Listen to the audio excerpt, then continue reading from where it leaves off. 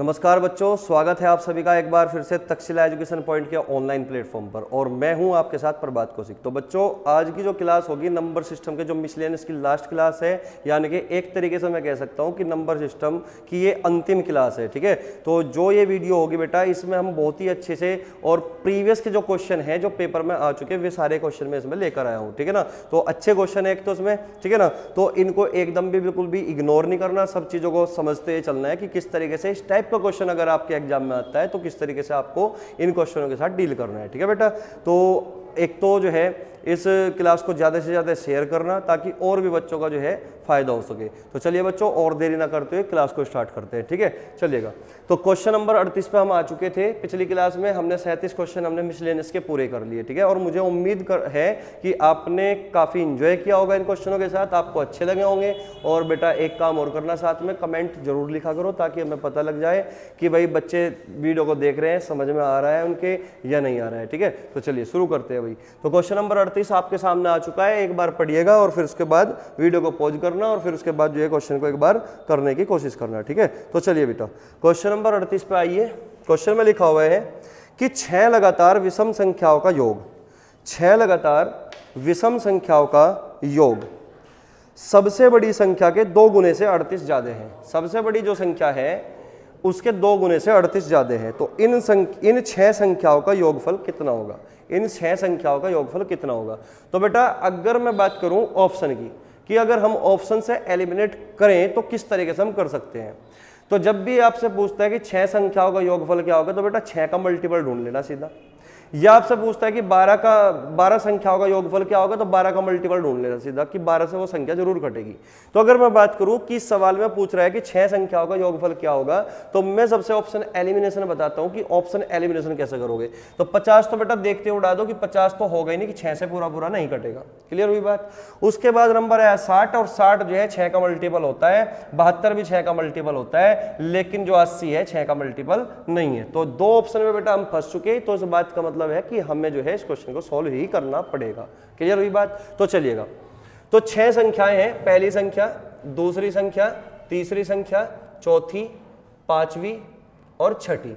तो टोटल कितनी संख्याएं बेटा? 6। और ये 6 की 6 संख्याएं जो हैं ये क्रमागत विषम संख्याएं हैं।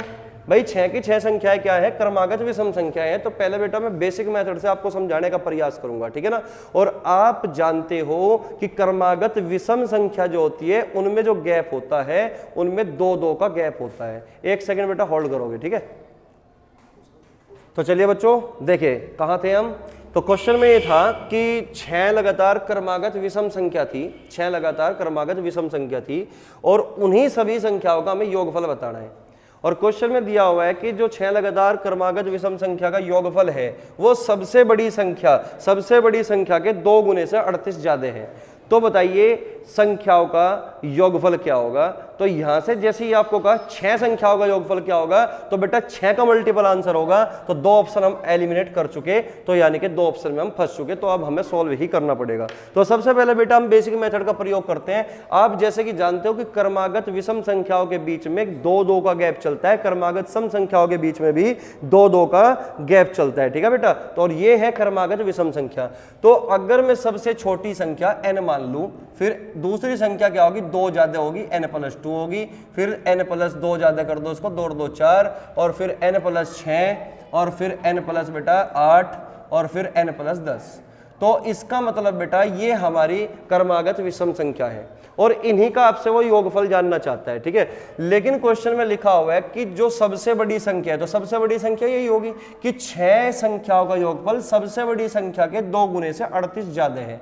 ठीक है, तो इन संख्याओं का योगफल क्या बनेगा?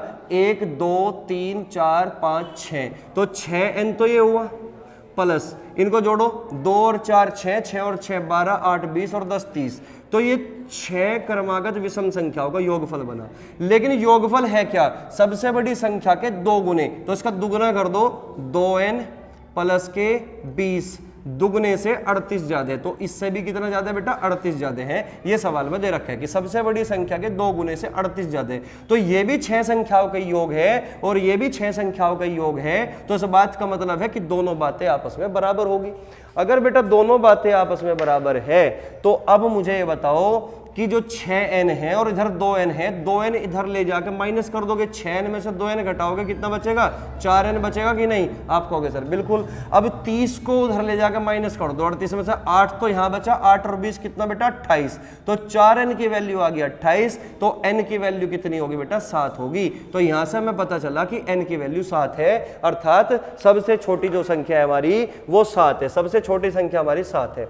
लेकिन आपसे पूछ रहा था कि इन 6 की 6 संख्याओं का योगफल क्या बनेगा, योगफल क्या बनेगा इन 6 संख्याओं का, तो योगफल कैसे निकालोगे बेटा, ये n की वैल्यू 7 है और ये जो है बेटा ये योगफल ही तो है, यहाँ पे n की वैल्यू रख दो आप, n की वैल्यू 7 रखोगे, 7 छंग 42 और प्लस के 30, तो आंसर कितना है बेटा, आंसर है हमारा 72, यानी कि हमारा जो ऑप्शन होगा बेटा सी ऑप्शन होगा करेक्ट आंसर। तो उम्मीद करता हूं चीजें एकदम से क्लियर हुई होगी, बड़े शानदार तरीके से मैंने एक्सप्लेनेशन करने की कोशिश की है, ठीक है। तो चलिए नोट करो फटाफट, एक तरीका तो बेटा ये है, इसको नोट करो, बेसिक मेथड है, आना चाहिए, जरूरी है ये भी मेथड आपको सीखना, ठीक है। अब मैं एक दूसरा मेथड भी मैं आपको बता के चलूंगा, मैं एवरेज का कंसेप्ट उसमें यूज करूंगा, ठीक है। चलिएगा इसको नोट करो फटाफट, ठीक है, स्क्रीनशॉट ले लो चाहिए, हो गया होगा। चलिए तो क्वेश्चन यही है अभी 38, तो फिर से समझते हैं भाई इसी को दूसरे तरीके से।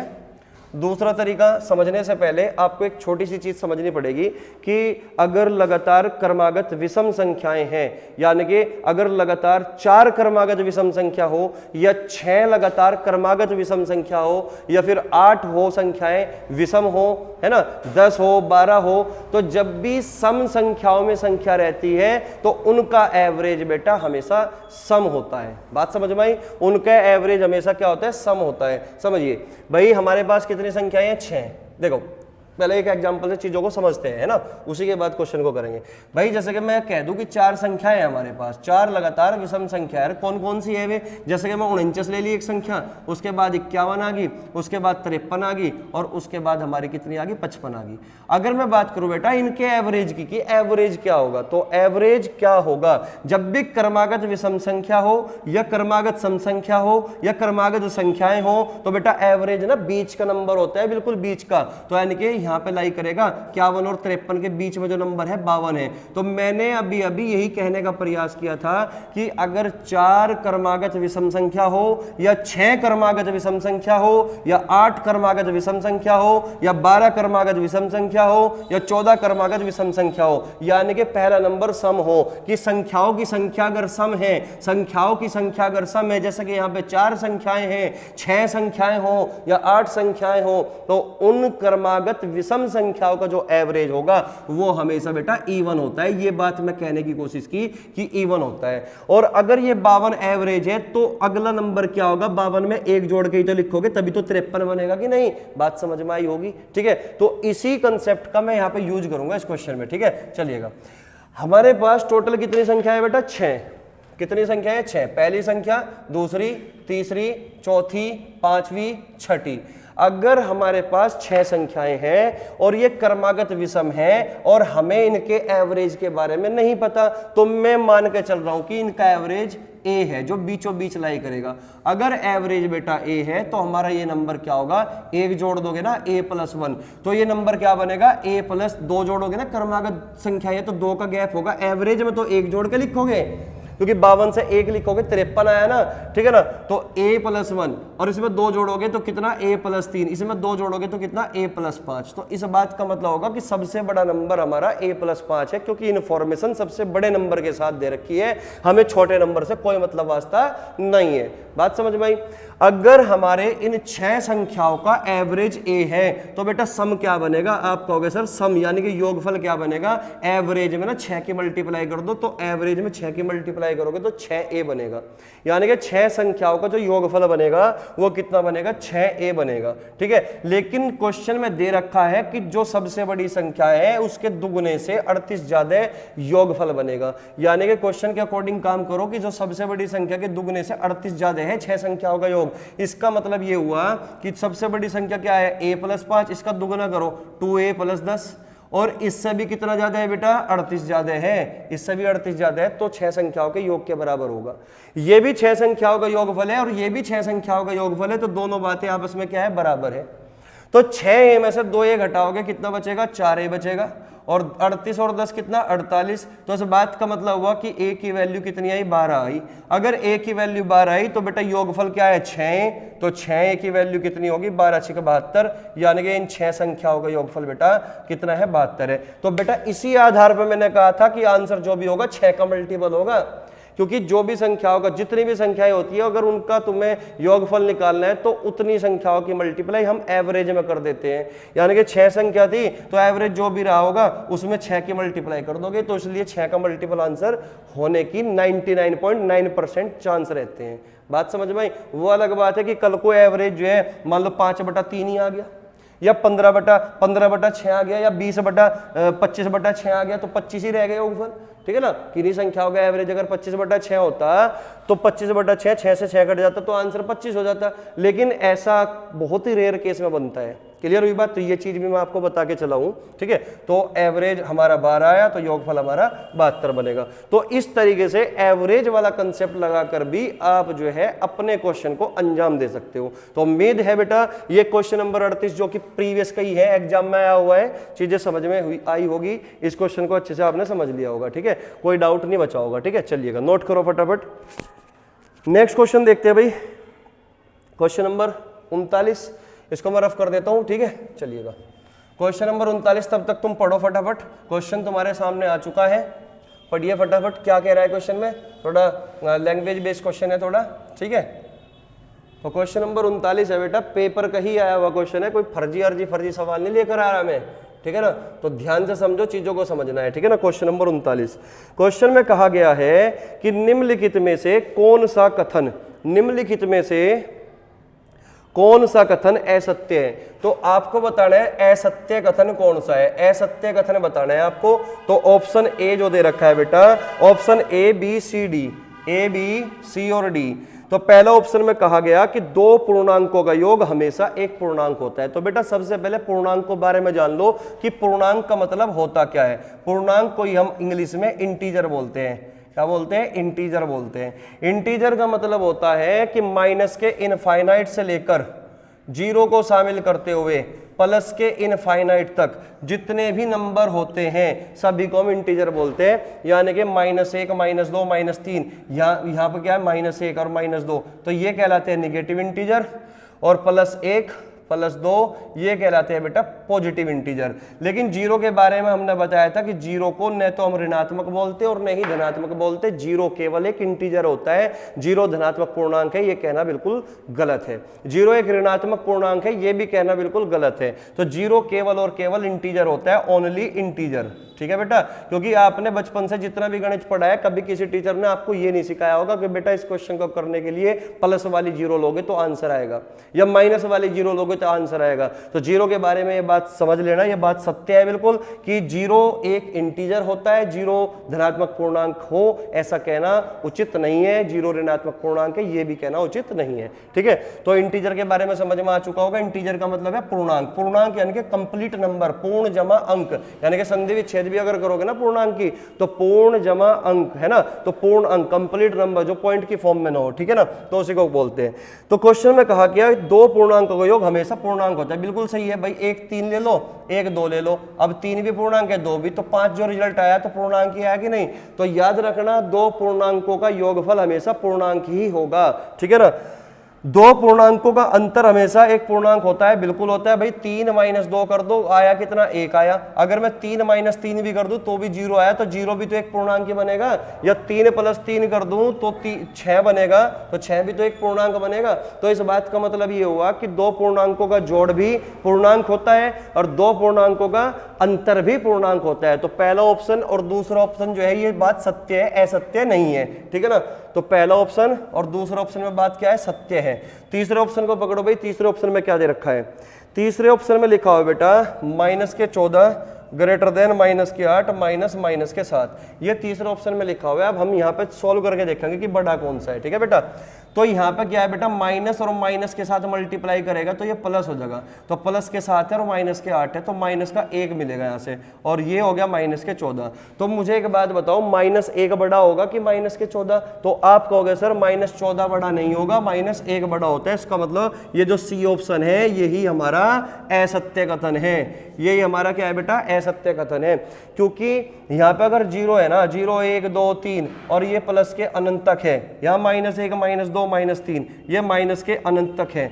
तो ध्यान रखना, पॉजिटिव वाले केस में, पॉजिटिव इंटीजर वाले केस में नंबर 0 से जितने ज्यादा दूर होंगे ना उतने बड़े होंगे, लेकिन निगेटिव वाले केस में बेटा 0 के नंबर जितने नजदीक होंगे ना वो बड़े होंगे, यानी कि -1 -2 से बड़ा होगा, ठीक है ना। निगेटिव वाले केस में क्या होगा, निगेटिव वाले केस में 0 के नजदीक वाले नंबर बड़े होते जाते हैं, लेकिन पॉजिटिव वाले केस में 0 से दूर जाने वाले नंबर जो दूर होते जाते हैं वे नंबर बड़े होते हैं। बात समझ में आई? तो यहाँ पे -1 ना 0 के करीब है और -14 0 से बहुत दूर है, तो -1 बड़ा है न कि -14। तो इसका मतलब जो सी ऑप्शन है बेटा यही हमारा असत्य कथन है, ठीक है। अब अगर मैं बात करूं डी ऑप्शन की, कि डी ऑप्शन में क्या दे रखा है, तो डी ऑप्शन में देखते हैं बेटा, डी ऑप्शन में दे रखा है -5 -2 ग्रेटर देन -8, ठीक है। ये पूछ लिया कि ये सही है कि गलत है। -5 -2 -7 बड़ा -8, बिल्कुल, क्योंकि -8 से नजदीक -7 है 0 के, तो इसका मतलब -7 जो है बड़ा होगा -8 से। तो डी जो ऑप्शन है बेटा हमारा सत्य है, असत्य कथन केवल हमारा सी था, ऑप्शन सी हमारा असत्य है, ठीक है। तो बाकी 3 ऑप्शन हमारे सत्य है। तो उम्मीद करता हूं ये चीजें क्लियर हो चुकी होगी क्वेश्चन नंबर 39 में। तो क्वेश्चन नंबर 40 पे आते हैं भाई। क्वेश्चन नंबर 40 क्या है समझिए भाई, पढ़ो जल्दी से फटाफट क्वेश्चन नंबर 40 को। क्वेश्चन नंबर 40, 15 से 160 के मध्य, 15 से 160 के मध्य कितनी संख्याएं हैं जो 17 से विभाज्य है लेकिन 4 से नहीं। तो क्वेश्चन में दे रखा है बेटा 15 से 160 के मध्य कितनी संख्याएं हैं जो 17 से तो विभाज्य है लेकिन 4 से नहीं, लेकिन 4 से नहीं। 5 है, 7 है, या 2 है, या फिर 4 है, ये 4 हमारे पास ऑप्शन है, ठीक है। तो ये क्वेश्चन बेटा यूपी पुलिस में पूछा हुआ है 2013 में, तो काफी पुराना क्वेश्चन है लेकिन इंपॉर्टेंट बहुत ज्यादा है, ठीक है। क्योंकि ऐसे सवाल में अभी थोड़ी देर पहले पिछली क्लास में, मतलब जो है पिछली क्लास में, शायद इसमें तो नहीं पढ़ाया मैंने, पिछली क्लास में पढ़ाया, कल वाली क्लास में, ठीक है। तो उस क्लास में मैंने पूरा कंसेप्ट क्लियर किया था ऐसे क्वेश्चनों को किस तरीके से अंजाम देते हैं, ठीक है। चलिए फिर भी हम करते हैं क्वेश्चन नंबर 40 को, एक इंपॉर्टेंट क्वेश्चन है, ठीक है। तो क्वेश्चन में क्या है कि 15 से 160 के मध्य की बात चल रही है, ठीक है, बीच की बात चल रही है। ऐसी कितनी संख्याएं हैं जो 17 से तो विभाज्य है लेकिन 4 से ना हो, 17 से तो विभाज्य है लेकिन 4 से ना हो। तो चलिए बेटा उसी तरीके से हम इस सवाल को हल करेंगे। 15 से 160 के मध्य की बात चल रही है, तो तुम सीधा ना पहले 17 से डिवाइड कर दो उसको, और इसको सीधा तुम 17 से डिवाइड करोगे। केवल भागफल का इंटीजर पार्ट लेना है, केवल और केवल भागफल का क्या लेना है बेटा, इंटीजर पार्ट लेना है। तो 15 को जब 17 से डिवाइड करोगे 17 0 0, यानी कि यहाँ 0 संख्याएं होंगी जो 17 से डिविजिबल है। बात समझ में आई? 17 निम्मा 153, यहाँ पर 9 संख्याएं होंगी जो 17 से 53 है, जो 17 से डिविजिबल है। कहने का मतलब ये हुआ कि 1 से लेकर 15 तक कुल ऐसी कितनी संख्याएं हैं जो 17 से डिवाइड हो सकती है। तो आप कहोगे सर 0 संख्याएं हैं, 1 से लेकर 15 तक कुल 0 संख्याएं हैं जो 17 के पाड़े में आती हो, ठीक है ना।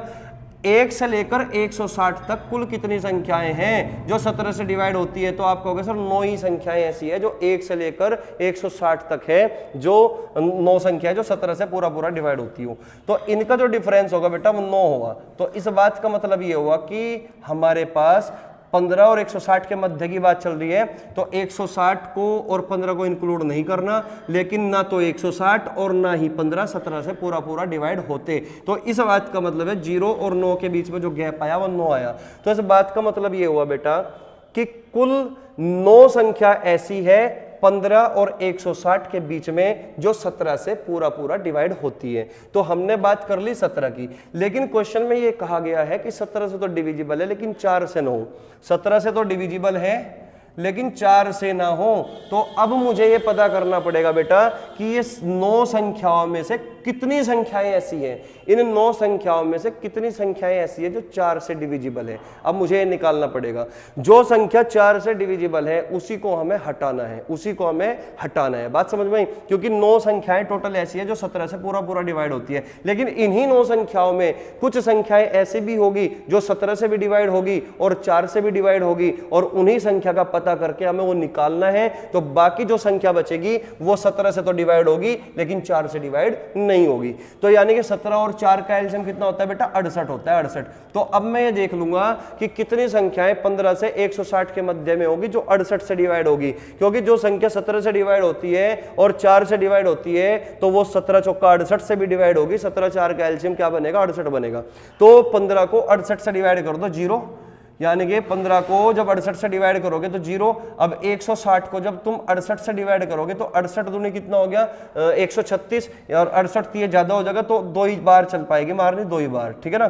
तो इसका मतलब ये हुआ कि 15 भी 68 से डिवाइड नहीं होता और 160 भी 68 से डिवाइड नहीं होता, क्योंकि 15 और 160 के मध्य की बात की गई थी। तो इसका मतलब 15 और 160 दोनों में से कोई भी 68 से डिवाइड नहीं होता, ठीक है। तो इसका मतलब इन्हीं का जो गैप बनेगा वो 2 बनेगा। तो इस बात का मतलब ये हुआ बेटा, केवल और केवल 2 संख्याएं ऐसी है 15 और 160 के बीच में जो 17 से भी डिवाइड होती है और 4 से भी डिवाइड होती है। केवल 2 संख्याएं ऐसी है, यानी कि इन 9 संख्याओं में से केवल 2 संख्या ऐसी है जो 4 से भी डिवाइड होती है और 17 से भी डिवाइड होती है, और हमें इसी का पता करना था। तो इसका मतलब हमें इसी को घटा दो, 9 में से 2 घटा दो, कितना? 7। तो इसका मतलब 7 संख्याएं बेटा ऐसी होगी 15 और 160 के मध्य जो 17 से तो पूरा पूरा डिवाइड होती है लेकिन 4 से डिवाइड नहीं होगी। अगर आपको इस बात पे यकीन ना हो तो आप जो है देख सकते हो, 17 का पार्ट आना चाहिए केवल,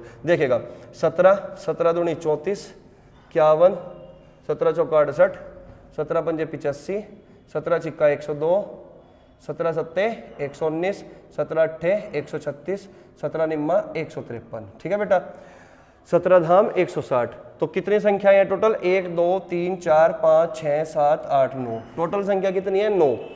यानी कि 15 और 160 के बीच में 17 से डिवाइड होने वाली कुल कितनी संख्याएं हैं भाई? कुल संख्याएं 9 हैं। क्लियर हुई बात यहाँ तक?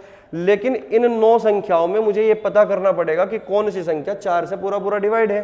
तो आपको देख पा रहे होंगे आप, 68 जो है 4 से पूरा पूरा डिवाइड होगी और 136 भी 4 से पूरा पूरा डिवाइड होती है। तो इसका मतलब इन 9 संख्याओं में केवल 2 ही संख्या ऐसी है जो 4 से पूरा पूरा कटती है, और इन्हीं के बारे में हमें पता करना था, क्योंकि क्वेश्चन की लैंग्वेज यही है कि 17 से तो डिवाइड हो लेकिन 4 से ना हो। तो कितनी संख्याएं बची? 1 2 3 4 5 6 और 7। तो टोटल 7 ही तो संख्या बची ना जो 17 से तो डिवाइड है लेकिन 4 से डिवाइड नहीं है। बात समझ में आई? अगर अब भी चीजें क्लियर नहीं हुई तो इंस्टेंटली मैं एक एग्जांपल के माध्यम से चीजों को क्लियर करूंगा अभी, ठीक है। इसको नोट कर लो फटाफट, पहले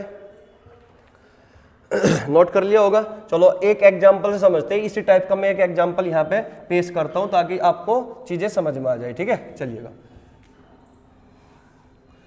तो भाई एग्जांपल ये है मेरा, क्वेश्चन मान लो या एग्जांपल मान लो कि 1 से 200 के बीच, 1 से 200 के बीच ऐसी कितनी संख्याएं हैं?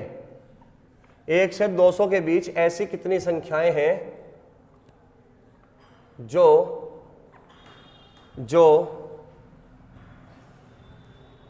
1 से 200 के बीच ऐसी कितनी संख्याएं हैं जो 3 से विभाज्य है लेकिन 7 से नहीं। तो ये क्वेश्चन है बेटा, एक बार जो है बनाने की कोशिश करना भाई जल्दी से, ठीक है।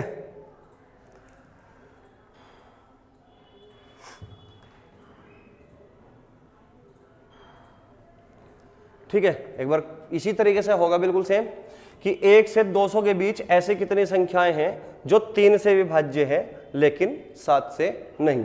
तो समझने का प्रयास करें भाई। तो सेम अप्रोच लगाओ। सबसे पहले हम क्या करेंगे, हम ये देखेंगे कि 1 से 200 के बीच ऐसी कितनी संख्याएं हैं जो 3 से विभाज्य है, जो 3 से विभाज्य है। 7 का जिक्र हम बाद में करेंगे कि 3 से विभाज्य है जो 7 से नहीं, तो इस बात को भी थोड़ी देर के लिए इग्नोर कर दो, 7 से नहीं वाली बात को, ठीक है। तो सबसे पहले हम ये निकालते हैं कि 1 से लेकर 200 के बीच में ऐसी कितनी संख्याएं हैं जो 3 से पूरा डिवाइड है। तो उसके लिए मैंने तरीका बता रखा कि 1 से 200 के बीच की बात कर रहा है, यानी कि 200 को इंक्लूड नहीं करना, ना 1 को इंक्लूड करना। इस बात का मतलब है 2 से 199 के 2 से 199 तक। लेकिन प्रॉब्लम है मैं कुछ होगी नहीं, क्योंकि के बीच में भले ही कह रहा हूं, लेकिन 200 ना 3 से पूरा नहीं घटता, और ना 1 जो है 3 से पूरा घटता। तो इसलिए ना तो हम 1 ऐड करने के, ना 1 हम माइनस करने के। बात समझ में आई? तो चलिएगा, तो 1 से लेकर 200 के बीच, तो 200 को ना तुम भाग कर दो सीधा 3 से। भागफल के इंटीजर पॉइंट तक ही लेना है, पॉइंट फॉर्म में नहीं लेना, ठीक है ना। 3 छंग 18, 3 छंग 18, तो कुल संख्या कितनी है भाई? 66। यानी कि 1 से लेकर 200 तक कुल 66 संख्याएं ऐसी हैं जो 3 से पूरे तरीके से डिवाइड होती है। क्लियर हुई बात? जो 3 से पूरा डिवाइड होती है। बात समझ में आई? लेकिन इन 66 संख्याओं में बेटा ऐसी भी तो संख्याएं होंगी ना जो 7 से भी डिवाइड होती होगी। भाई इन 66 संख्याओं में कुछ संख्याएं ऐसी भी तो होगी ना जो 3 के साथ साथ 7 से भी डिवाइड हो रही होगी। हमें इन्हीं का ही तो पता करना है। और आप अच्छी तरीके से जानते हो कि जो संख्या 3 और 7 से पूरे तरीके से डिवाइड होती है, इसका मतलब वो 21 से भी डिवाइड होती है। तो अब मुझे क्या करना है? 3 और 7 का एलसीएम निकाल लो, 21। तो 21 आ गया एलसीएम।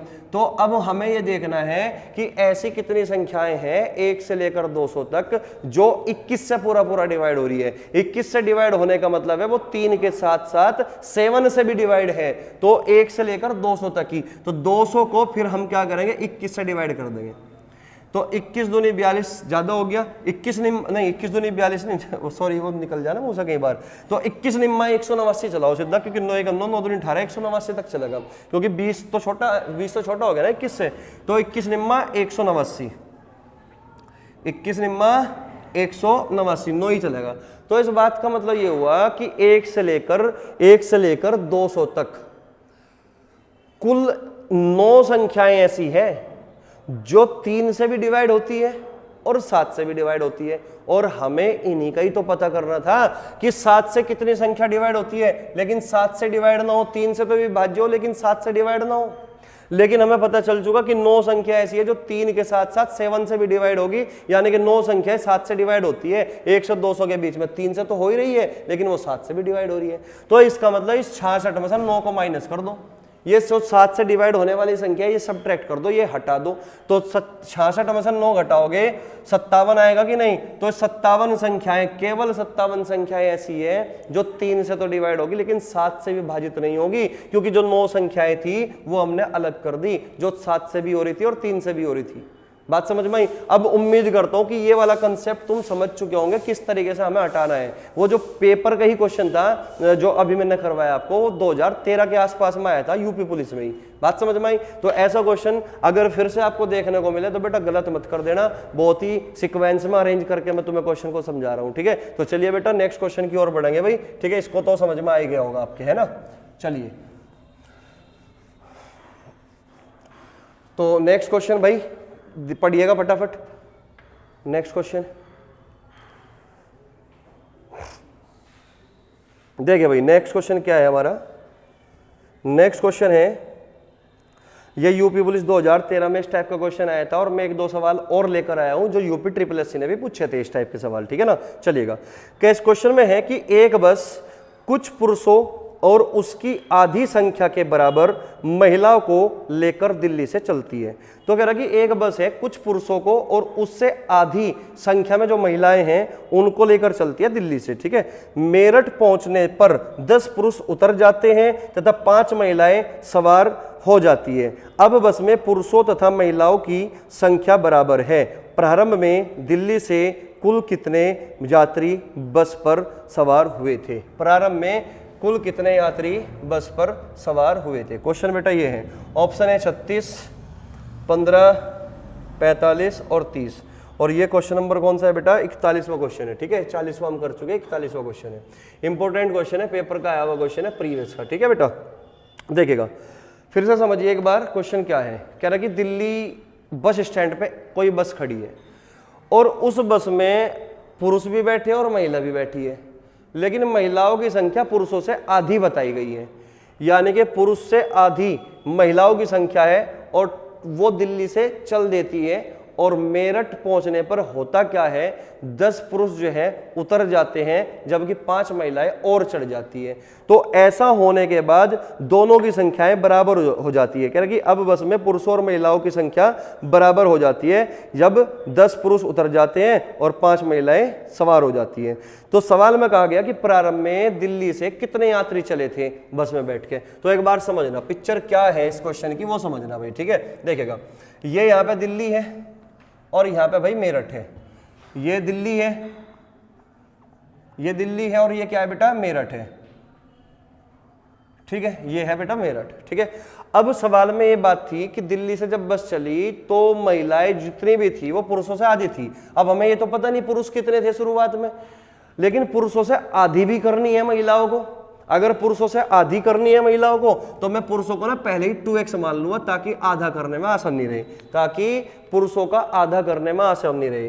तो पुरुषों का आधा कितना x, तो इसका मतलब है x तो महिलाएं हैं और पुरुष कितने हैं भाई, 2x है। पुरुष कितने हैं भाई, 2x है। तो पुरुषों की संख्या कितनी होगी, 2x। तो कुल यात्रियों की संख्या कितनी होगी भाई, कुल यात्रियों की संख्या आप कहोगे 2x + x यानी कि 3x। यानी कि जब दिल्ली से बस चली तो 3x यात्रियों को लेकर चली। और क्वेश्चन में लास्ट में ये पूछा गया है कि दिल्ली से जब बस चली थी तो कितने यात्रियों को लेकर चली। तो दिमाग में एकदम से घंटी बजनी चाहिए। 3x है तो x का मान जो भी होगा, लेकिन 3 का मल्टीपल आंसर होगा। लेकिन ऑप्शन में ना सारे के सारे ऑप्शन ऐसे है जो 3 के मल्टीपल है, तो बेटा ऑप्शन एलिमिनेशन नहीं कर पाए। अब हम कहने का मतलब ये हुआ, इस चीज को बताने का तात्पर्य मेरा केवल इतना ही था कि हर क्वेश्चन को तुम ऑप्शन एलिमिनेशन से नहीं कर सकते। समझ रहे बात को, या तो ऑप्शन उठाओगे, ऑप्शन से क्वेश्चन को सेटिस्फाई करोगे, लेकिन इतने तुम ऑप्शन उठा के क्वेश्चन को सेटिस्फाई करने के चक्कर में पड़ोगे, इतनी देर में तो हमारा सॉल्यूशन भी हो जाएगा और अगले क्वेश्चन पे भी चले जाएंगे। तो बस बात यह है कि अच्छा तरीका होना चाहिए। तो जैसा जैसा सवाल में करना क्या कहा गया है वैसा वैसा काम तुम्हें करते चलना है बस, और इससे ज्यादा कुछ भी सोचना नहीं आपको, ठीक है ना। अब देखिए, दिल्ली से चली और मेरठ पहुंची। दिल्ली में पुरुषों की संख्या हमने 2x मान ली, लेकिन उससे आधी महिलाएं थी। महिलाएं कितनी होगी, 2x का आधा x, यानी कि कुल यात्री कितने, 3x।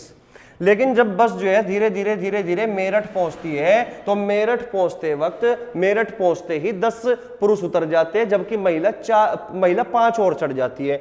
तो भाई 10 पुरुष उतार लो। पहले पुरुष कितने थे, 2x में से 10 उतार लो, उतार लिए, इतने बच गए भाई पुरुष। लेकिन महिलाएं कितनी थी, पहले x थी। महिलाएं कितनी थी, x थी, लेकिन x तो थी, लेकिन 5 महिला और चढ़ गई। तो 5 महिला और चढ़ गई, तो अब महिला कितनी होगी भाई, x + 5 होगी। क्वेश्चन में लिखा हुआ है बेटा कि मेरठ पहुंचने पर जब 10 पुरुष उतर जाते हैं और 5 महिला चढ़ जाते हैं तो अब पुरुषों की संख्या और महिलाओं की संख्या बराबर हो जाती है। तो हमने भी बराबर कर दिया, अकॉर्डिंग टू लैंग्वेज काम करना है बस। बात समझ में आई। तो हमने क्या कर दिया, बराबर कर दिया।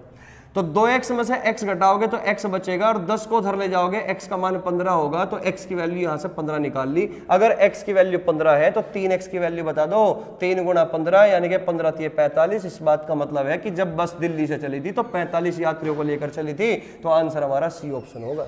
तो उम्मीद करता हूं बेटा इस तरीके से सवाल को करोगे तो जल्दी कर पाओगे और अकॉर्डिंग टू लैंग्वेज काम करना है बस। बात समझ में आई। तो चलिए फिर इसी बात पर नेक्स्ट क्वेश्चन को पढ़िएगा जल्दी से। नेक्स्ट क्वेश्चन क्या है, इसको नोट कर लो फटाफट। नेक्स्ट क्वेश्चन को देखते हैं भाई। क्वेश्चन जो ये क्वेश्चन नंबर 42 है, तो ये जो 42वां क्वेश्चन है बेटा, ये यूपी SSS के एग्जाम में आया हुआ है, ठीक है ना। तो एक शानदार और एक बेहतरीन क्वेश्चन है अपने आप में, ठीक है। इसको एक बार वीडियो को पॉज करना और जो है क्वेश्चन को एक बार बनाने की ट्राई करना, ठीक है। तो एक बार चलिए करते हैं फिर क्वेश्चन नंबर 42 है। क्वेश्चन नंबर 42 देखते हैं भाई। 42 में क्या कहा गया है समझिए।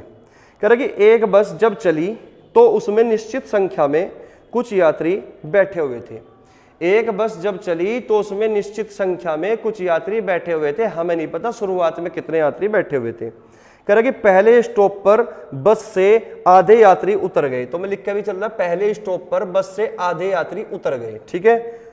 और 35 यात्री बस में चढ़े। 35 यात्री बस में चढ़े। दूसरे स्टॉप पर 1/5 यात्री उतर गए। दूसरे स्टॉप पर 1/5 यात्री उतर गए और 40 यात्री चढ़ गए। और 40 यात्री क्या हुए, चढ़ गए। उसके बाद बस में कुल 80 यात्री थे। तो अब फाइनल कितने यात्री बचे भाई, बस में 80 यात्री बचे। और वह बिना रुके गंतव्य स्थान की ओर चली गई। बताइए आरंभ में बस में कितने यात्री थे। तो ऑप्शन भी है बी सी डी। ऑप्शन है बेटा 25 या फिर 80 या फिर 40, नहीं 80 नहीं भाई 30 है, 30 40 या फिर क्या है बेटा 50। तो ऑप्शन है हमारे पास ये 25 है, 30 है, ठीक है, 40 है और 50 है। 4 ऑप्शन हमारे पास है। तो क्वेश्चन मैंने आपके सामने इधर आसान भाषा में छाप दिया, ठीक है। एक बार क्वेश्चन को फिर से रीड कर लेना। क्वेश्चन में क्या कहा, कह रहा है कि जब बस चली तो हमें ये नहीं पता कि शुरुआत में कितने यात्री थे। शुरुआत में यात्रियों की संख्या के बारे में नहीं दिया गया कि कितने यात्री शुरुआत में थे, लेकिन जब पहले स्टेशन पर पहुंचती है तो आधे यात्री उतर जाते हैं और 35 और चढ़ जाते हैं। दूसरे स्टॉप पर जब पहुंची तो 1/5 यात्री उतर गए और यात्री कितने चढ़ गए, और 40 चढ़ गए। अब जो है फाइनल में जो तीसरे स्टॉप पर कितने यात्री थे टोटल, फिर जो है कोई उतरा नहीं ना कोई चढ़ा, फाइनल में कितने यात्री थे, 80 यात्री थे। तो क्वेश्चन में कहा गया कि जब बस ने चलना स्टार्ट किया तो शुरुआत में इनिशियली यात्रियों की संख्या कितनी होगी, पैसेंजर की संख्या कितनी होगी। तो क्वेश्चन में ये पूछा हुआ है। तो चलो देखते हैं भाई। जब भी बेटा इस टाइप का क्वेश्चन आपके सामने होगा, जब भी इस टाइप का क्वेश्चन सामने होगा तो क्वेश्चन को पढ़ते समझ जाना कि अगर टोटल के बारे में नहीं पता, इनिशियल के बारे में नहीं पता, तो हमेशा 2 5 का एलसीएम मान लेना। 2 5 का एलसीएम 2 और 5, क्योंकि जो फ्रैक्शन वैल्यू दे रखी है 1/2 और 1/5, तो बटे की जो वैल्यू दिख रही है ना 2 और 5, इनका एलसीएम मान लेना। एलसीएम क्लियर हुई बात। अगर आपको क्वेश्चन अपनी सहूलियत के अनुसार आसान भाषा में विदाउट कैलकुलेशन करना है तो मानना, अगर तुम्हें बिल्कुल वही कैलकुलेटिव ही करना है तो करते रहो अपनी तरीके से। तो सबसे बेस्ट सॉल्यूशन मैं आपको दे रहा हूं अब यहाँ पे, ठीक है ना। तो इनिशियली हमें नहीं पता कि कितने यात्री थे, तो हम मान लेते हैं कि इनिशियली 2 और 5 का एलसीएम 10 की शुरुआत में ना जब यहां से चली तो शुरुआत में 10x यात्री थे, तो हमने 10x मान लिया कि शुरुआत में 10x यात्री थे। 2 5 का एलसीएम कितना 10, तो 10x मान लिया। क्लियर।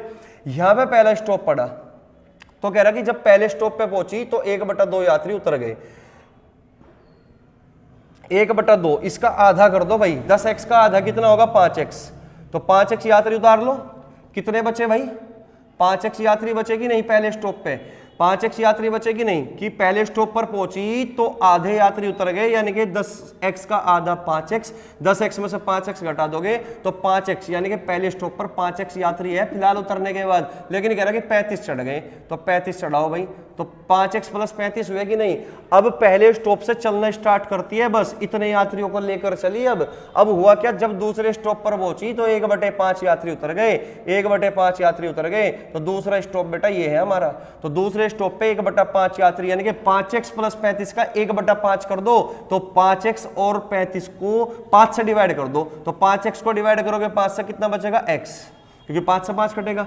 35 को 5 से डिवाइड करो कितना बचेगा 7, तो इसका मतलब x + 7 यात्री, 1/5 है ना, 5x + 35 का 1/5 कितना हुआ x + 7, तो इतने यात्री को उतार दो। तो 5x में से x घटाओ कितना बचेगा 4x, 35 में से 7 घटा दो कितना बचेगा बेटा 28 बचेगा। तो अब जो है इतने यात्री उतरने के बाद इतने बचे, तो 1/5 यानी कि इतने उतर गए, तो इतने बच गए, लेकिन कह रहा है कि 40 फिर चढ़ गए, तो 40 फिर चढ़ गए। लो भाई 40 यात्री और चढ़ गए। बात समझ में आई। कह रहा है कि जब तीसरे स्टॉप पे पहुंची तब उसमें ना 80 यात्री थे, तब उसमें कितने यात्री थे 80 यात्री थे। क्वेश्चन में लिखा हुआ है, पढ़ दो एक बार फिर से चाहिए, ठीक है ना, कि जब बिना रुके गंतव्य स्थान पर पहुंची तो उसमें 80 यात्री मौजूद थे। तो इस बात का मतलब है दूसरे और तीसरे के बीच में कोई ना तो उतरा ना कोई चढ़ा, यानी कि यहां से जो लेकर चली ना वो बस, जो यहां से दूसरे स्टॉप से लेकर चली और यहां पे कोई उतरा ही नहीं, यानी कि उस टाइम पे इसमें 80 यात्री थे। तो इसका मतलब यहां से जो लेकर चली ना यात्रियों की संख्या भी 80 रही होगी। तो इसका मतलब ये दोनों बातें आपस में क्या है बेटा बराबर है, ये दोनों आपस में क्या है बेटा बराबर है। क्लियर हुई बात। तो 40 घटा दो 80 में से 40 और 40 में से 28 घटा दो 12, तो 4x = 12, तो x = 3 नहीं हो गया, x = 3 हुआ कि नहीं हुआ। अगर x = 3 हुआ तो सवाल में पूछ रहा था कि बताओ शुरुआत में यात्री कितने लेकर चली, तो 10 में 3 की मल्टीप्लाई कर दो तो आंसर कितना आ गया 30। तो इसका मतलब इनिशियली यात्रियों की जो संख्या थी वो 30 थी, जो कि हमारा बी ऑप्शन करेक्ट आंसर है। तो सबसे फास्ट मेथड है बेटा इस टाइप को करने के लिए अकॉर्डिंग टू लैंग्वेज ही काम करना, और कोई फर्जी तरीका मत लगाना, बताने वाले बहुत मिलेंगे, ठीक है ना। क्योंकि सवाल की लैंग्वेज थोड़ी सी भी अगर गोल कर दी ना, चेंज कर दी, तो फंस के मर जाओगे, वहीं पर सवाल को हो नहीं पाएगा। तो इसलिए लैंग्वेज पर काम करना, जिस तरीके से दे रखा है कैलकुलेशन को आसान करना आना चाहिए बस, ठीक है। चलिएगा तो इसको नोट करो फटाफट क्वेश्चन नंबर 42 को। नेक्स्ट क्वेश्चन की ओर बढ़ेंगे भाई, ठीक है। इसको मैं रफ कर देता हूं, नोट कर लेना या स्क्रीनशॉट लेना, ठीक है। चलिएगा, तो क्वेश्चन नंबर 43 क्या है देखते हैं भाई। क्वेश्चन नंबर 43, ठीक है। तो क्वेश्चन नंबर 43 पढ़ो भाई तब तक तुम। क्वेश्चन नंबर 43 आ चुके हैं हम। क्वेश्चन नंबर 43 पे आ चुके हैं भाई, ठीक है।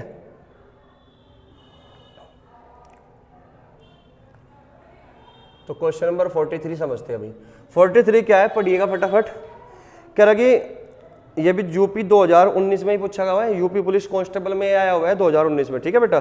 तो क्वेश्चन नंबर है ये 43 कि किसी कक्षा के बच्चों के बीच मुफ्त नोटबुक समान रूप से बांटे गए हैं। कह रहा है कि किसी कक्षा के बच्चों के बीच मुफ्त नोटबुक समान रूप से बांटे गए। प्रत्येक बच्चे को मिली नोटबुक की संख्या बच्चों की संख्या का 1/8 है। कि बच्चों की संख्या जो भी है ना, अगर उसका 1/8 करते हो तो प्रत्येक बच्चों को मिलती है इतनी नोटबुक। ये सवाल में दे रखा है, ठीक है। 1/8 थी। यदि बच्चों की संख्या आधी होगी या आधी होती तो प्रत्येक बच्चे को 16 नोटबुक मिलती। तो कुल नोटबुक की संख्या क्या होगी? 62, 126 या 257 या 512। तो अच्छा सवाल है, एक लाइन का सवाल है वैसे तो, लेकिन अच्छा सवाल है। फंसने वाला बच्चा फंसेगा ही फंसेगा इस सवाल में, ठीक है। हालांकि बहुत ही आसान सवाल है, इसका कोई टाइप वाइप नहीं है, इसलिए तो मिसलेनियस क्वेश्चन में लेकर आया हम इसको, है भाई। ध्यान दो, सवाल में क्या बोला कि किसी संख्या के बच्चों सॉरी किसी कक्षा के बच्चों के बीच मुफ्त नोटबुक। एक बार मैं पानी पी लूँ भाई, गला सूख गया। करो एक बार तुम बनाओ, वीडियो पॉज कर लो या फिर बनाओ जल्दी से।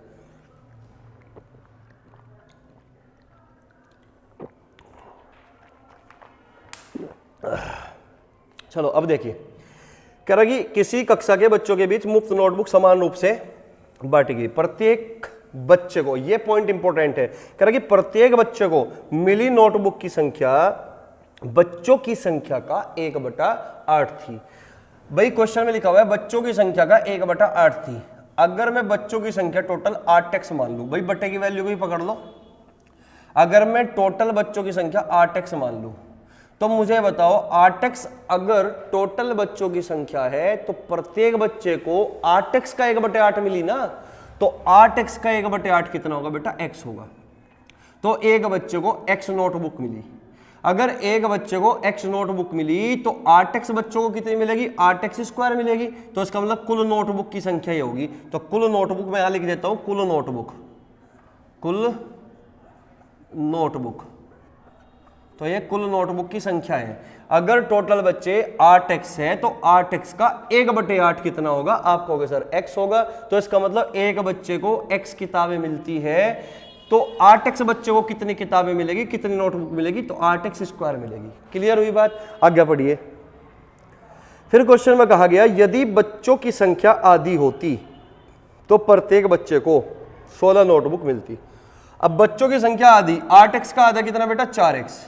कि बच्चों की संख्या अगर आधी होती तो 8x का आधा 4x, तो प्रत्येक का मतलब एक एक बच्चे को 16 नोटबुक मिलती, तो प्रत्येक बच्चे को 16 नोटबुक मिलती। तो ये भी तो बेटा नोटबुक की संख्या है, कुल किताबों की संख्या है। ये भी बात समझ में आई होगी। तो इस बात का मतलब ये हुआ 8x × x बराबर 4x × 16। ये दोनों बात आपस में बराबर है। अगर ये दोनों बात आपस में बराबर है तो यहां से काट पीट बचा दो, बस और कुछ नहीं करना। 4x से 8x कट गया कितनी बार? 2 बार, और 2 8 16। तो x का मान कितना आ गया? 8 आ गया। अगर x का मान 8 आ गया तो ये भी नोटबुक की संख्या और ये भी नोटबुक की संख्या है। इधर x की वैल्यू रख लो चाहे इधर रख लो। तो x की वैल्यू 8 में इधर रख दूं, 8 8 64, 64 8 512। तो कुल नोटबुक की संख्या कितनी होगी? 512 होगी। बात समझ में आई? कुल नोटबुक की संख्या कितनी? 512। भाई x की वैल्यू 8 और यहाँ भी x की वैल्यू 8, तो 8 × 8 × 8, 8 की पावर 3 कितना बनेगा? 512। तो कुल नोटबुक की संख्या हुई 512। ठीक है, तो बहुत ही आसान सा सवाल था। उम्मीद है कि चीजें समझ में आ चुकी होगी। तो नेक्स्ट क्वेश्चन की ओर बढ़ते हैं अभी, क्वेश्चन नंबर 44। ठीक है, चलिए। तो क्वेश्चन नंबर 44 पढ़िए, सामने तुम्हारे क्वेश्चन आ चुका है। तो क्वेश्चन नंबर 44 को पढ़ो भाई जल्दी से। ठीक है, तो क्वेश्चन नंबर 44 देखिए क्या है। 44 है कि कुछ संतरे 40 बच्चों के बीच बराबर बांटे गए। कह रहा है कि कुछ संतरे 40 बच्चों के बीच बराबर बांटे गए। यदि 20 बच्चे अधिक होते तो प्रत्येक बच्चे को 5 संतरे कम मिलते। बताइए कि प्रारंभ में बांटे गए संतरों की संख्या क्या होगी। तो प्रीवियस का क्वेश्चन है यूपी पुलिस 2013। अब देखो यूपी 2019 में भी इसी तरह का सवाल था और यूपी 2013 में भी इसी तरह का सवाल था। यानी कि जो कैटेगरी है क्वेश्चनों का, लेवल है, लेवल तो सेम से ही चल रहा था 13 से लेकर 19 तक। तो हो सकते है इस बार थोड़ा सा लेवल थोड़ा सा बहुत ही जरा सा ना के बराबर ही उठे, लेकिन तुम्हें फिर भी अपनी तैयारी ठीक ठाक करके जाना है, क्योंकि भरोसा नहीं है बिल्कुल भी। जैसे कि पैट का एग्जाम आपने देख ही लिया होगा, तो पैट का एग्जाम एक अच्छा एग्जाम दे रखा था, बढ़िया मतलब पेपर बना रखा था। जैसे पहले के पेपर थे, अब का जो पेपर आया पैट का वो आपने देख ही लिया होगा अगर आपने दिया होगा, ठीक है। तो इसलिए लेवल जो है घटता बढ़ता रहता है, तो अपना जो स्टैंडर्ड है वो हमेशा हाई रखिए। अगर आपने स्टैंडर्ड अपना पहले यहीं रखा तो आप कभी सिलेक्शन नहीं ले पाओगे। अपने स्टैंडर्ड यहाँ रखो और चाहे छोटे कितने भी एग्जाम हो सारे दो, समझ रहे बात को, प्रैक्टिस करो बस। तो क्वेश्चन नंबर 44 को समझिए भाई। कुछ संतरे 40 बच्चों के बीच बराबर बांटे गए। कितने बच्चे थे शुरुआत में? 40 बच्चे थे। अब सवाल में कहा गया यदि 20 बच्चे अधिक होते तो प्रत्येक बच्चे को 5 संतरे कम मिलते। तो मुझे एक बात बताओ, मैंने पहले मान लिया कि प्रत्येक बच्चे को x संतरे दे रहे थे हम पहले, और बच्चे कितने थे? 40। तो कुल संतरों की संख्या कितनी होगी? 40x। अगर मैं एक बच्चे को पहले x संतरे दे रहा था और शुरुआत में बच्चे कितने थे? 40, तो यानी कि कुल संतरों की संख्या कितनी होगी? 40 गुणा x यानी कि 40x। लेकिन सवाल में कहा गया कि यदि 20 बच्चे अधिक होते, यानी कि पहले 40 थे, 20 बच्चे और बढ़ गए, तो बच्चे कितने हो गए? अब 60 हो गए। तो प्रत्येक बच्चों में संतरों की संख्या पहले से 5 कम हो जाती, यानी कि पहले अगर x दे रहे थे तो x माइनस 5 हो जाती कि नहीं प्रत्येक बच्चे में।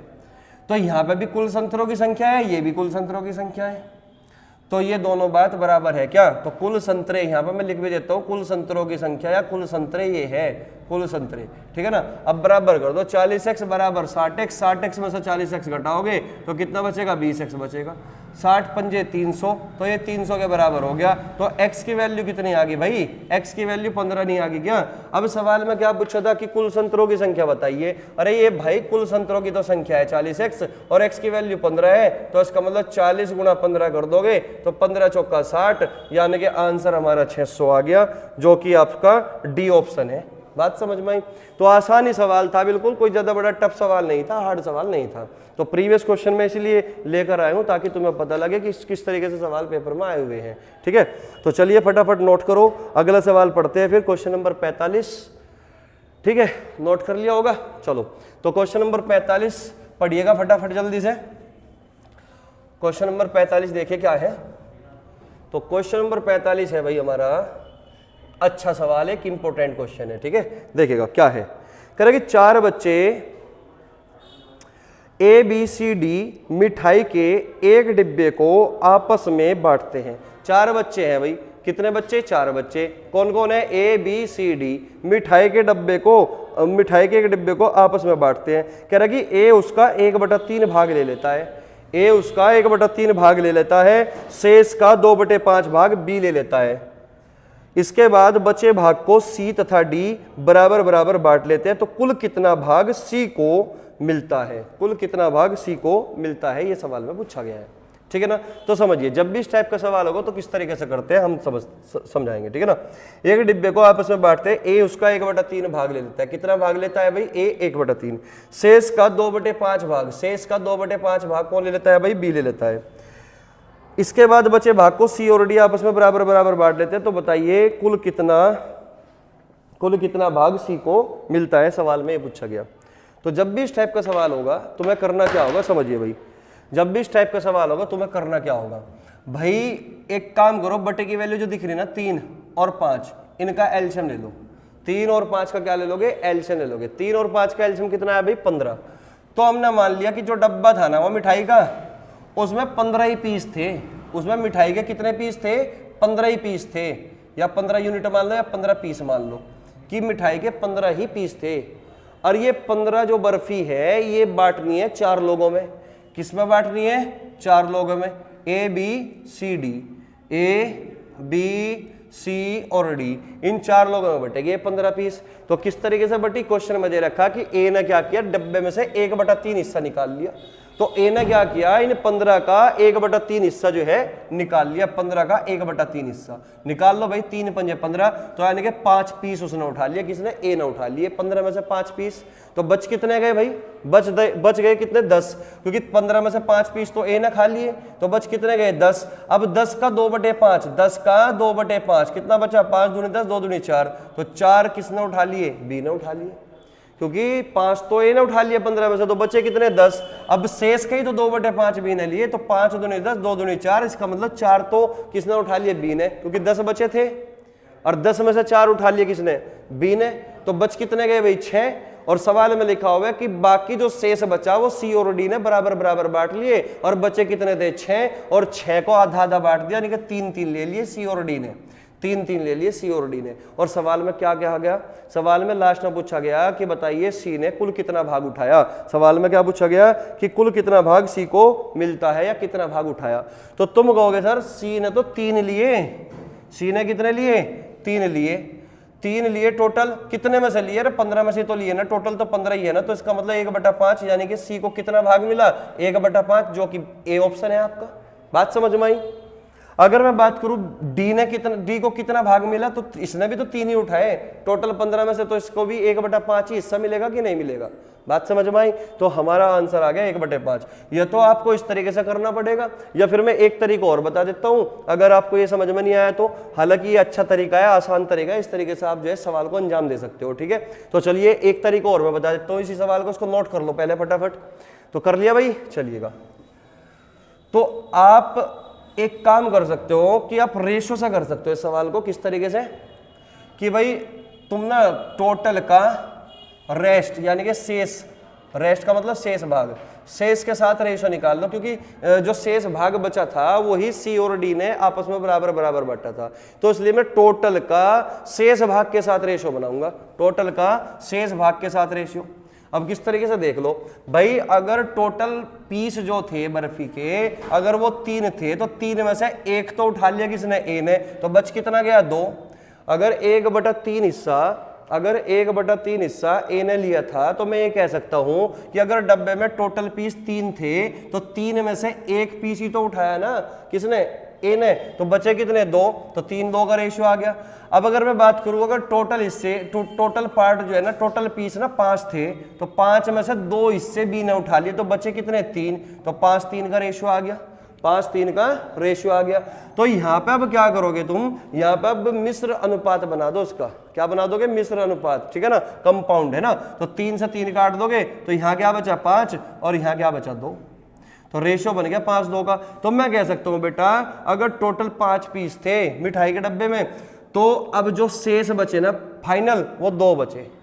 अब जो शेष बचते हैं उसी को तो सी और डी ने आपस में बराबर बराबर बांटा, तो 5 में से 2 बचे। अब 2 में से 1 ले लिया सी ने और 1 ले लिया डी ने, तो 5 में से 1 हिस्सा मिलता है बेटा सी को, तो ये आ गया तुम्हारा सी का भाग। तो इस तरीके से भी आप निकाल सकते हो। तो उम्मीद है बिल्कुल चीजें एकदम क्लियर हो चुकी होगी, तो इसको जल्दी से नोट कर लो। इस तरीके से भी आप जो है सवाल को अंजाम दे सकते थे। ठीक है, अब जो क्वेश्चन होगा वो हमारा लास्ट क्वेश्चन होगा। एक तरीके से यूं कहिए कि नंबर सिस्टम का लास्ट क्वेश्चन है, और इसी क्लास के साथ नंबर सिस्टम जो है UP police, UPSI, Delhi police या एसएससी का कोई छोटा मोटा एग्जाम होगा, उन्हीं सबको हमने टारगेट किया। मैं ये नहीं कह सकता कि मैं सीजीएल मेंस को टारगेट कर रहा हूँ, लेकिन हाँ सीजीएल प्री लेवल तक मैं कर सकता हूँ, है ना, मतलब इतना मैंने इसमें पढ़ा दिया। क्योंकि कोई सीजीएल प्री का नंबर सिस्टम में से कोई ज़्यादा टफ सवाल नहीं आते, आसान सवाल मिलेंगे। तुम लगाओ 3-4 साल पुराने सवाल, 3-4 साल प्रीवियस के, तो नॉर्मली सवाल आ रहे, कोई ज़्यादा बड़े सवाल नहीं आ रहे। टाइप मैंने लगभग सारे कवर कर लिए। नंबर ऑफ जीरोज मैंने तुम्हें पढ़ाया नहीं, क्योंकि उसका जो है ना वो अभी दौर नहीं है, अभी उसका मतलब ना क्वेश्चन वो पूछा जा रहा है नंबर ऑफ जीरोज से, तो वे सवाल नहीं पढ़ाया मैंने। कुछ और भी बहुत सारी चीज़ें हैं, ज़्यादा डिटेल में गहराई में नहीं मैं गया। ठीक है, जैसे कि नंबर ऑफ फैक्टर था, उसमें मैंने केवल आपको 9 ही सवाल पढ़ाए थे। ठीक है, लेकिन उसमें और भी 3 से 4 सवाल और बनाए जा सकते थे, लेकिन वो तुम्हारे एग्जाम के पॉइंट ऑफ व्यू से ज़्यादा इंपॉर्टेंट नहीं थे, इसलिए मैंने आपको नहीं पढ़ाया। तो जो चीज़ इंपॉर्टेंट होती है केवल मैं वही चीज़ अभी तुम्हें दे रहा हूँ, बाद में कभी जब मैं अलग से पूरा कंप्लीट मैथ पढ़ाऊंगा तब मैं एक चीज़ बताऊंगा। ठीक है, तो चलिए इसको एक बार नोट कर लो। तो क्वेश्चन नंबर 46 यानी कि लास्ट क्वेश्चन है आज की क्लास का। रीड करो भाई क्वेश्चन नंबर 46 को। ठीक है, तो क्वेश्चन नंबर 46 है भाई, आज की क्लास का लास्ट क्वेश्चन है, ठीक है। और इसी के साथ जो है हमारा जो ये नंबर सिस्टम है इसका मतलब दी एंड कर देंगे हम, ठीक है। तो पढ़िए भाई क्वेश्चन नंबर 46।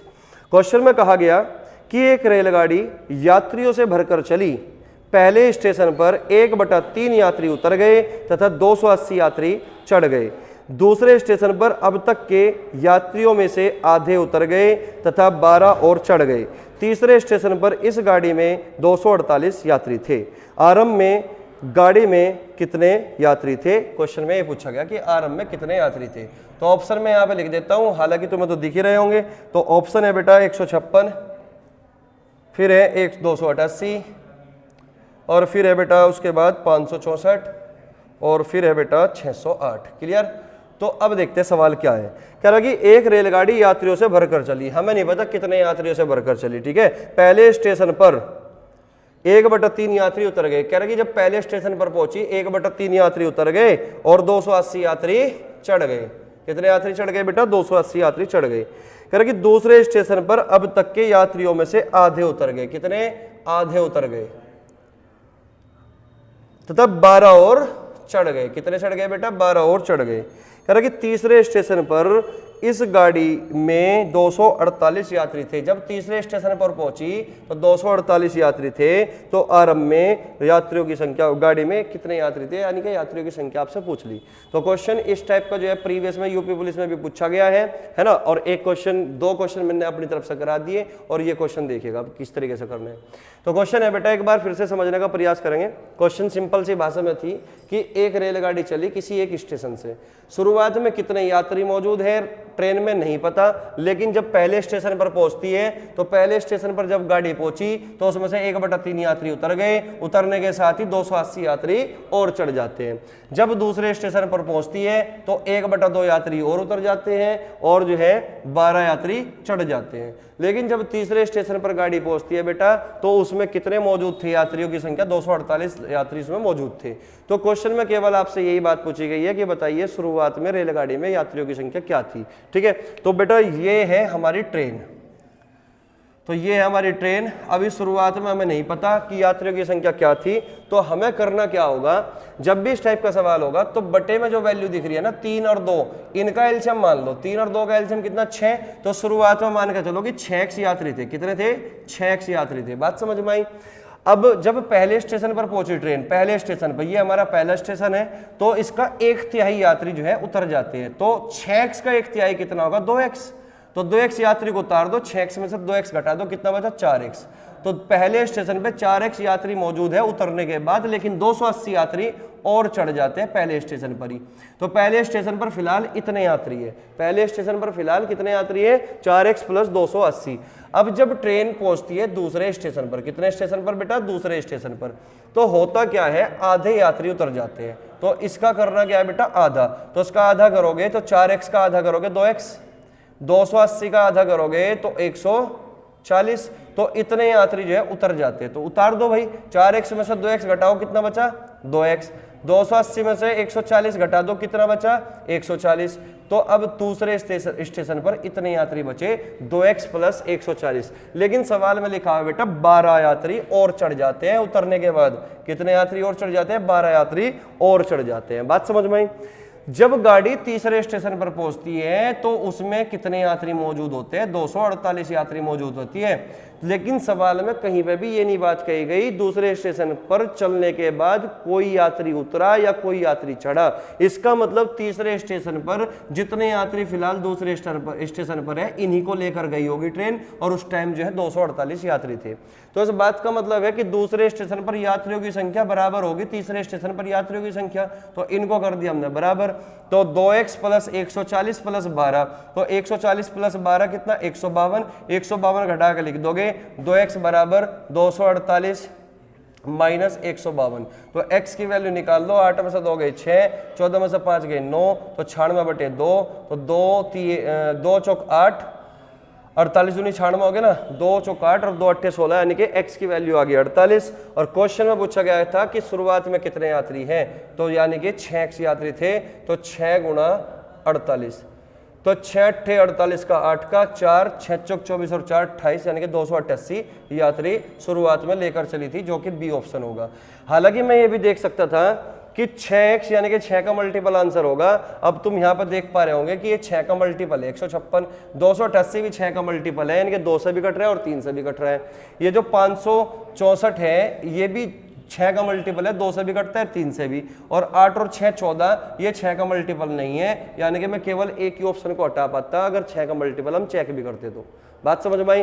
तो ये जो है खत्म हो चुका, इसको एक बार स्क्रीनशॉट लो या फिर जो है नोट करो फटाफट। तो बच्चों ये हमारी जो है नंबर सिस्टम की लास्ट क्लास थी।